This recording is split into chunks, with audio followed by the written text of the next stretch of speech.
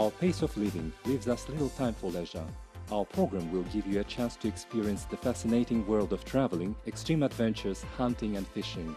Each week we will take you to the most beautiful places of Kazakhstan.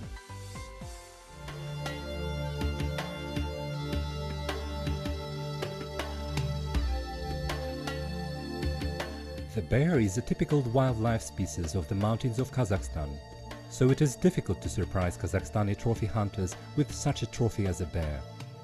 In the Tanshan Mountains, there are Tanshan bears that are included in the Red Book of Endangered Species, which is called the white claw bear, because of the color of its claws. In the western part of Kazakhstan, there are the real Siberian brown bears.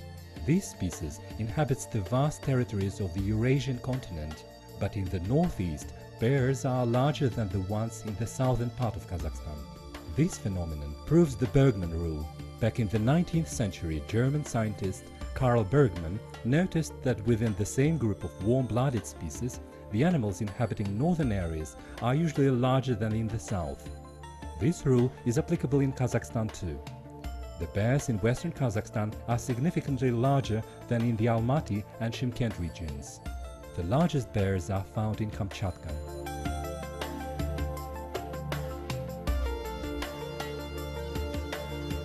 On one of the previous editions of the program, we talked about hunting for bears in Rudny Altai. Today, together with Kazakhstani trophy hunters, we leave Kazakhstan to go to Kamchatka to see if the German zoologist was right.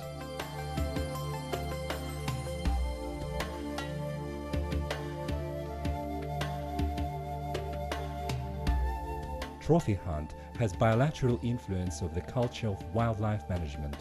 It makes game reserves learn and get through an acid test on management of the available resources. Hunters are tourists as well, and they pay their money that goes to the environment protection. At the same time, trophy hunters evaluate the quality of the services game reserves provide around the world. These hunters spread ethical norms and principles of the fair hunt. From the places they visit, they bring not only trophies, but also the information about the state of flora and fauna in the regions they have been to. It is pleasant to see that Kazakhstani hunters are among these travelers. We are changing with the world community. Kazakhstani hunters travel to different countries to hunt in different settings and see what they are worth. Recently, together with blogger Ali Aliyev, we have traveled to Kamchatka to hunt.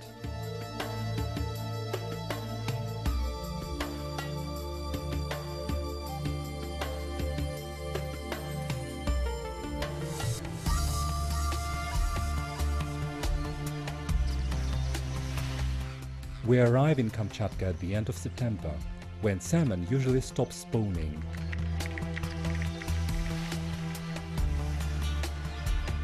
We went fishing for several days and then went hunting for an elk. When we started to hunt for the bear, the animals began to migrate from river floodplains to the slopes of volcanoes.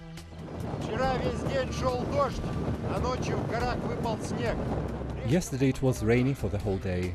Then at night it started to snow and it's got very cold here. Yesterday we were fishing in light jackets and today we are wearing down padded coats. The 5-day adventure in the mountains is awaiting us. From mid-June, when salmon starts to migrate in large numbers up the rivers, down the river start their migration gigantic mammals, the largest and dangerous predators, the Kamchatka bears, the largest and most bloodthirsty ground predators on the planet. The weight of the Kamchatka bear may be up to 700 kilograms. The length of its body may exceed 3 meters. If it stands on its back paws, an adult human may be half the height of the bear. Kamchatka is inhabited by 15,000 bears. This number is 3 times higher than the optimal number for this area. This fact makes trophy hunting for the bear one of the most exciting and interesting hunt among all possible kinds of hunting on our small planet.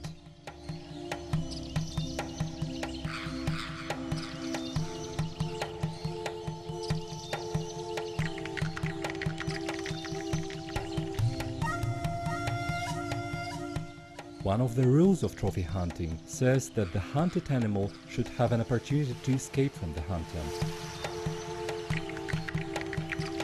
Therefore, hunting for animals with the help of modern technology that leaves no chance for the animal to escape, such as helicopters, snowmobiles and imagers, are considered unacceptable for the trophy hunter. We are used to the kind of mountain hunt when the walking hunter shoots the bear at a distance of 500 meters. But in the taiga, where the visibility may be within 100 meters, when hunting, the level of risks increases significantly. A wounded bear may attack the hunter having covered a significant distance in seconds. Sometimes bear attacks on humans may take place without a serious reason. When you see the angry gigantic beast running towards you at the speed of 45 kilometers an hour, it is difficult to remain cool to make an accurate shot. So, this kind of hunt is fair, as the predator not only has an opportunity to escape, but can also attack the hunter and become the winner in the fight. Salmon are born on the upper part of rivers, and it takes them 2 years to grow. And then the fish leaves the place for another 2 years. When the fish matures for spawning, it returns to the place of its birth. The bear is the main benefactor of this natural process.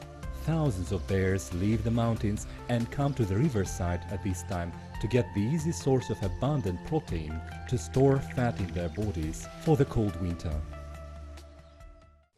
It is not enough for the trophy hunter just to find a bear, like local people may do. He should find an exceptionally large bear. In fact, it is not as difficult as it may seem. When larger species meet smaller ones, they slaughter the weak animals. Yes, bears are cannibals.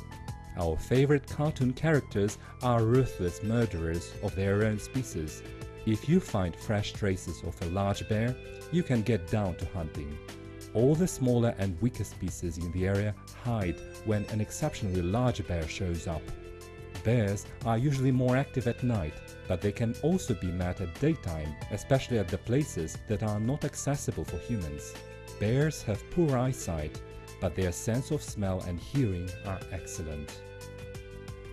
The hunting tactic in the floodplain taiga is quite straightforward. Hunters in a boat moor near the place and then walk along the shore listening to any noise around very carefully. If they hear some noise in the woodland, they wait for a bear to show up in an open clearing or creep quietly.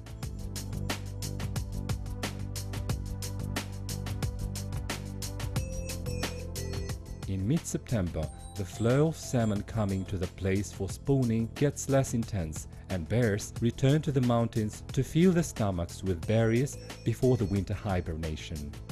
We ourselves eyewitness a declining number of bear traces. The bears have been leaving for the mountains.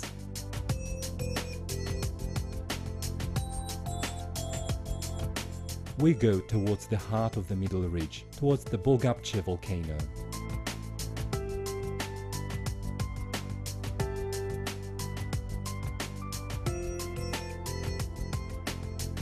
The Middle Ridge is the main mountain chain that divides the water bodies in Kamchatka, which extends for 1,200 kilometers from the north to the south.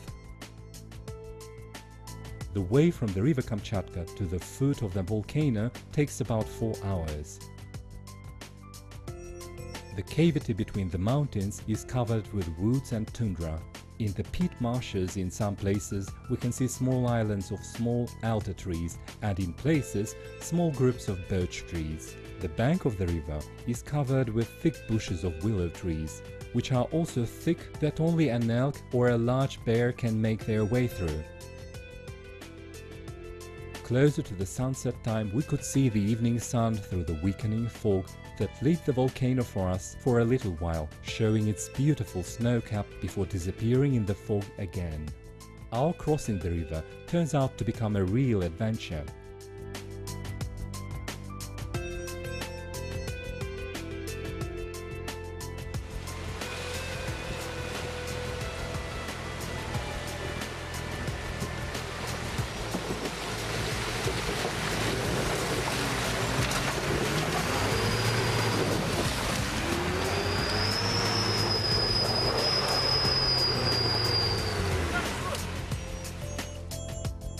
We eventually reach a hunter's winter hut.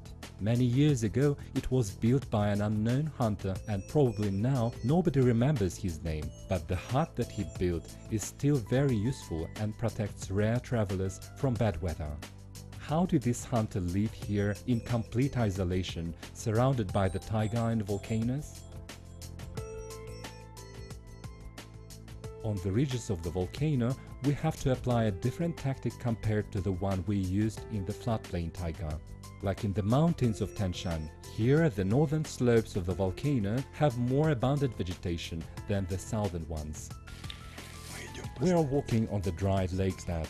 It is all covered with the thick carpet of the horsetail. It's been raining here and the wet plants don't rustle under our feet.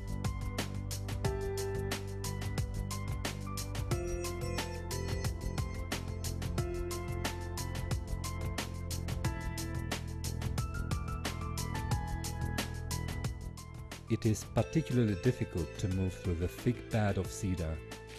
The whole volcano slope is covered with thick bushes of cedar, and we don't know how to climb up.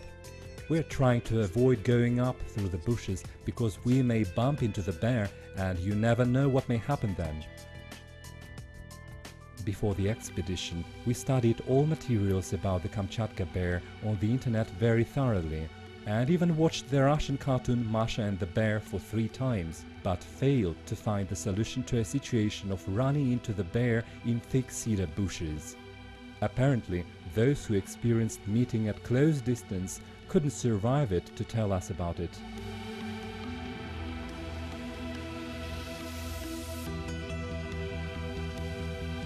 We tried to go around thick bushes, but sometimes it is impossible. Strangely enough, we almost don't see cedar cones, but we see plenty of shiksha berries. It is a kind of blackberry, the bear's favorite food. Along with blueberries, shiksha berries are widespread in Kamchatka.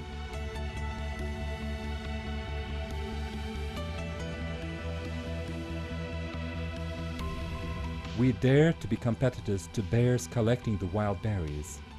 We look around to make sure we are safe, keeping our weapons ready for sudden bear attacks.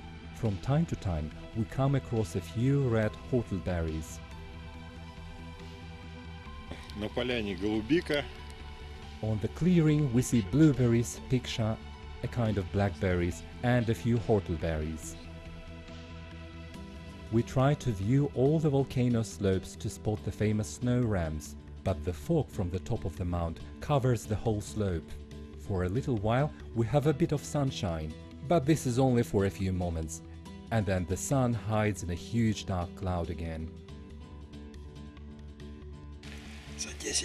For the 10 days we have been in Kamchatka, only 3 of them have been sunny. Most of the time we have rain and fog. The slopes of the volcano are not the best place on the planet for walking. Despite the waterproof clothing, we all get wet. From the top of the mount, strong wind was blowing, and the ominous dark cloud was over our heads when we saw the beast. That was the very bear we had come to hunt for, the king of Kamchatka, and the relative of our mountain bear, the huge Kamchatka bear.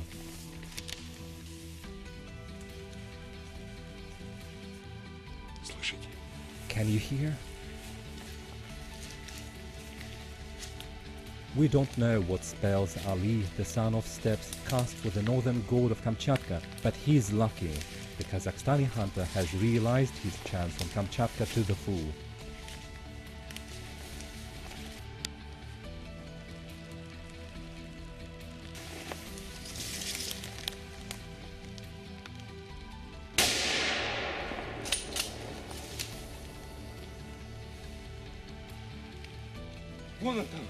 It's over there.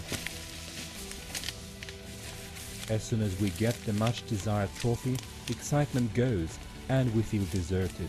We suddenly feel like going back home, to the root of Kazakhstani mountains, to the Chanshan pine woods, to the Tugay woods near Lake Balkhash, and to the wide steppes of Saryarka. When you explore these natural places of beauty, you will see that you can discover natural wonders that make competition to the volcanoes of Kamchatka.